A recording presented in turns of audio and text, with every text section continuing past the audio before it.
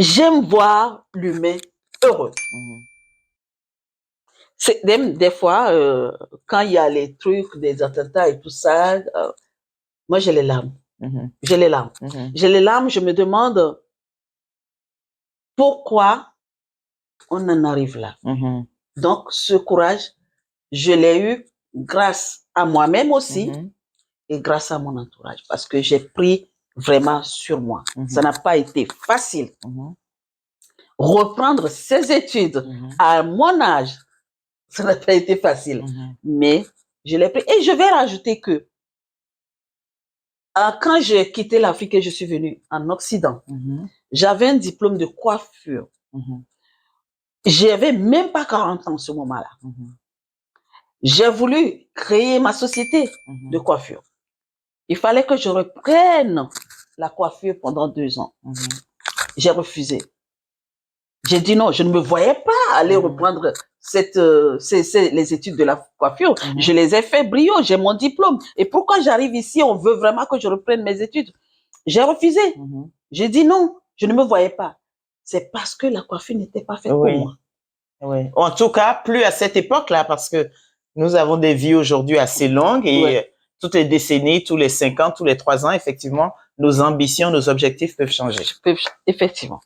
Alors, lorsque tu as pris cette décision courageuse de reprendre tes études, au-delà du courage, je pense qu'il y a la foi parce que il a fallu faire des sacrifices financiers, il a fallu faire, entre parenthèses, des sacrifices familiaux dans la mesure où tu vis en Guadeloupe, tu as dû aller étudier, faire des stages en métropole ou en hexagone, chacun choisira son vocabulaire. Donc ça aussi, c'est des sacrifices que tu as dû faire.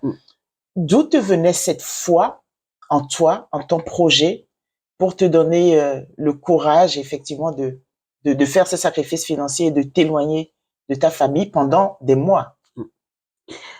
Tu sais, Corinne, quand on aime quelque chose, on ne voit pas. On ne voit pas les difficultés, en fait. On se lance. Et j'avais foi en moi. Et j'avais foi en ce que je fais. Ce que je faisais gratuitement ou instinctivement. Et ce que j'ai envie de montrer au monde entier aujourd'hui. J'ai foi en cela. Si bien que, les sacrifices, ce n'est plus devenu, c'est devenu. Je ne les voyais pas comme des sacrifices. Voilà, je ne les voyais pas comme ça. Je voyais ça comme, voilà, c'est maintenant que tu as 10 ans, c'est maintenant que tu reprends tes études, c'est maintenant que tu es à l'école, allez, tu te donnes. Bon, financier, financièrement, ça n'a pas été facile. Tout est là. Mais j'ai trouvé ça très, très, très, très génial. Parce que fermer sa société pour cause Covid, et aller voir les organismes pour pouvoir faire reprendre ses études. Parce que ça a un coût. Maintenant, les organismes te disent, que je ne vais pas nommer le nom, que non, Madame Intel, débrouille-toi. Nous ne sommes pas là pour vous. Et dit, ok, il n'y a pas de souci. Débrouillez-vous. Je me suis pris sur moi. J'avais le RSA et j'ai payé ma formation. Bon. J'ai fait cette étude, ces études-là, j'ai payé avec le RSA pendant 2 ans et demi. Et le centre où je faisais ces études-là m'ont donné cette faculté de payer le nombre de fois qu'il fallait sur 2 ans, puisque ça a un vrai coût. Je ne peux pas donner le prix, mais ce n'est pas donné. Et après, il faut voyager. Il fallait économiser pour prendre mon avion, aller se loger quelque part, aller faire les stages. Et j'ai fait ça 2 fois, des stages. Il y a la première partie et la deuxième partie. Et après, maintenant, tu reçois ton diplôme. Donc, vraiment, je vois, c'est vrai que c'est des sacrifices. C'est vrai que j'ai eu la foi, j'ai la foi en ce que je veux faire, en fait. C'est là que la force, là, m'est venue. Cette force m'est venue dire, bon, tiens, Claire, tu as fait ça. tu as fait ça. Tu as fait ça. Non, maintenant, c'est bon, arrête-toi. Et qu'on le veuille ou non, sur cette planète Terre, on est venu accomplir quelque chose. Tant que tu n'accomplis pas ce pourquoi tu es là, même si tu pars, tu reviens le faire. Donc là, maintenant, c'est maintenant. Vraiment, je trouve que tu es... Moi, j'ai suivi un peu tout ce processus qui a été le tien au moment où tu as fermé ton entreprise, où tu as décidé de te lancer dans ce projet-là qui avait un coût quand même assez élevé. Or, la fermeture de ton entreprise, c'était aussi la fin d'un revenu régulier qui rentrait. Et paradoxalement, tu te retrouvais dans une situation où il fallait maintenant sortir un revenu plus élevé que celui que tu avais. Et je me rappelle très bien que tu m'avais dit, Corinne, tu sais, s'il faut prendre le RSA, que je n'ai jamais pris de ma vie, s'il faut prendre le RSA pour aller au bout de ce projet, eh ben, si tel est le moyen, j'utiliserai ce moyen-là. Et je t'ai trouvé vraiment inspirante dans ce moment-là parce que beaucoup, après les événements de 2020 que nous avons vécus, beaucoup se seraient découragés. Non seulement tu t'es pas découragé, mais ça a été en fait une sorte de trampoline pour toi pour changer totalement de vie et aller vers de nouvelles choses. Donc, vraiment, tu as inspiré beaucoup de gens et je sais que tu vas en inspirer encore beaucoup plus parce que souvent on dit qu'on ne donne pas l'exemple par la parole, mais par l'action. Et là, tu étais réellement dans l'action. Effectivement. Je tenais vraiment à te redire ça. Bravo pour ça. Parce que tu te rappelles à l'époque, quand on travaillait, on avait notre société et on a toujours dit que l'assistanat n'est pas pour nous. C'est pas pour nous. Ce n'est pas Absolument pour nous. pas. On a toujours dit ça. Et assister. C'était pas une option. C'était pas une option. Non. Et en réalité, toi, ce qui aurait pu ressembler à de l'assistanat, le RSA, tu l'as totalement transcendé parce que ça a été vraiment le socle sur lequel tu t'es appuyé pour rebondir et remonter. Donc, bravo. Merci. Bon, tout le monde l'aura entendu, l'aura vu, l'aura ressenti. On a ici deux femmes issues de l'Afrique de l'Ouest. Et je sais que ta culture africaine, elle est profondément ancrée en toi. Donc aujourd'hui, dans les conseils que tu vas donner, bien sûr, tu as repris tes études qui ont duré plus de 2 ans pour te lancer dans ce projet.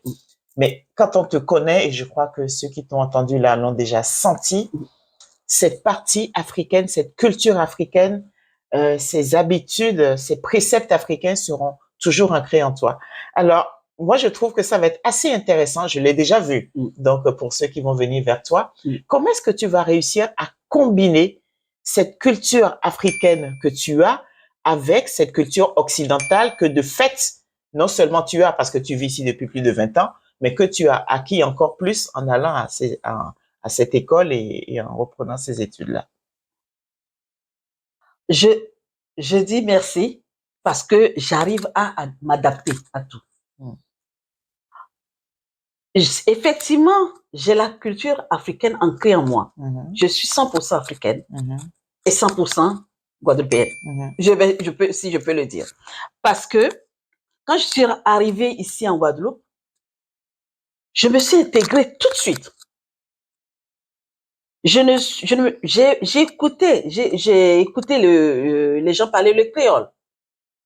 Tout de suite, il y a, à part, je sais pas, j'ai même pas eu 1 an quand j'ai commencé à parler le créole. Donc, je me suis intégrée. Cela fait que, oui, je peux concilier les deux cultures dans mes accompagnements. Je peux. Quand j'aurai une Africaine en face de moi, étant donné que je suis née en Afrique et j'ai grandi en Afrique, la façon dont elle va m'exposer, ou un Africain, homme ou femme, la façon dont cette personne va m'exposer son problème ou sa situation, je préfère, je saurai quoi lui dire. Je saurai comment aller prendre de notre culture, de ce qui se passe chez nous, conseiller cette personne ou l'accompagner. Pareil pour une personne occidentale qui vient me voir, bon voilà, parce que j'ai vécu plus de 20 ans. Ça fait 24 ans que je vis en Occident. Donc, j'ai cette culture aussi. J'ai appris beaucoup.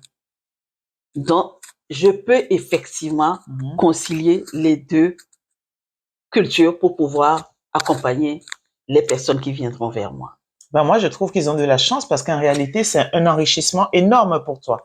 C'est-à-dire que là, tu as, et je connais la sagesse africaine. Je sais que nos mères parlent avec des proverbes. Elles ont une très grande sagesse que toi, tu as en toi et que tu pourras ajouter effectivement à ces études que tu as reprises. Merci.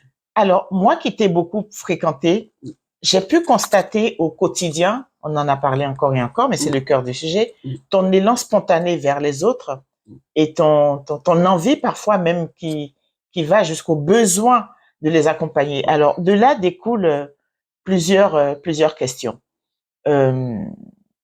Ces personnes que moi je t'ai vu accompagner, notamment quand nous avions notre société ensemble et que instinctivement tu le faisais comme ça, est-ce que ça t'est arrivé de revoir ces personnes-là et qu'est-ce qu'elles t'ont dit? Est-ce que les conseils que tu leur as donnés à l'époque, tu les as vus les appliquer? Est-ce que tu as vu du changement dans leur vie? Waouh! Ben oui. Les conseils que j'ai donnés à ces personnes, j'en ai donné beaucoup, beaucoup et beaucoup. Vraiment, je ne sais pas, puisque c'est quelque chose que je faisais instinctivement, donc je te donne des conseils, tu les appliques, tu t'en sors bien. Après, bon, ben, hey Claire, comment va? Oh, je me sens bien maintenant. Bon, c'est bon, on est passé à outre. Mais il y en a d'autres que j'ai vus, ces personnes ont suivi à la lettre les conseils que je leur ai donnés. Et ça leur a apporté des fruits. Par contre, ce proverbe, on dit que t'es chez toi, d'accord? Quelqu'un vient te déposer des ordures. La personne a déposé les ordures, elle est partie, hein? Mais elle est partie, elle a oublié. Mais toi qui as ramassé ces ordures-là, tu n'oublieras jamais. Tu diras tout le temps que, oh, un jour, quand je suis rentrée, on m'a déposé ça devant chez moi, j'ai ramassé. Tu vas le dire tout. Moi, je le dis tout le temps que je me rappelle de ces personnes-là, que j'ai fait, que j'ai donné ces conseils et que ces personnes sont parties et que c'était enrichissant pour eux et pour elles, certes. Ces personnes ne sont pas revenues. La plus grande partie n'est pas revenue me dire, ben, merci Claire. Mais il y en a d'autres personnes. À chaque fois que ces personnes m'envoient un message, elles me disent que Dieu te bénisse. Il n'y a pas longtemps, j'étais pas là, j'étais partie en stage. Et une amie de longue date, une amie, une sœur, m'envoie un message pour me dire bonjour un tel. Quand j'ai vu le message, j'ai vu le message, mais je savais pas qui c'était parce que le numéro, je le connaissais, j'avais plus son numéro quand j'ai changé de portable. Elle dit un tel que tu as beaucoup aidé a perdu sa femme. Il sera content de t'entendre. Ça, j'ai la chair de poule.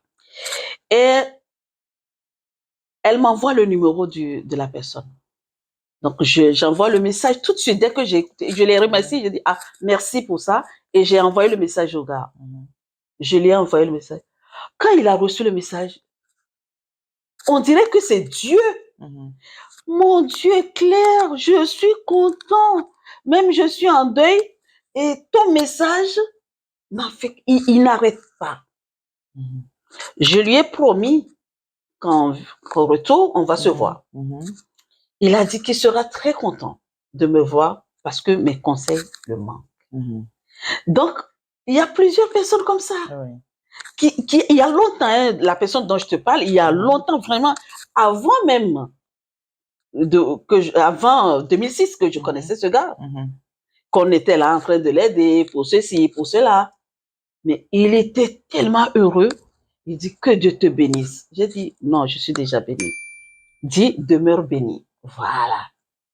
Donc, oui, il y a des personnes qui reviennent, mais il y en a celles qui sont parties que je n'ai plus de nouvelles. Mais moi, c'est tout ça me dit rien. Ben oui. C'est normal parce que tu ne fais pas un objectif de reconnaissance. Tu l'avais fait instinctivement pour apaiser une douleur à un instant T. Voilà. Donc, vraiment, il y en a d'autres personnes qui reviennent vers moi pour me dire ça, ou Claire, merci Claire. Et puis, tout le temps, tu es appelé pour des conseils, hein.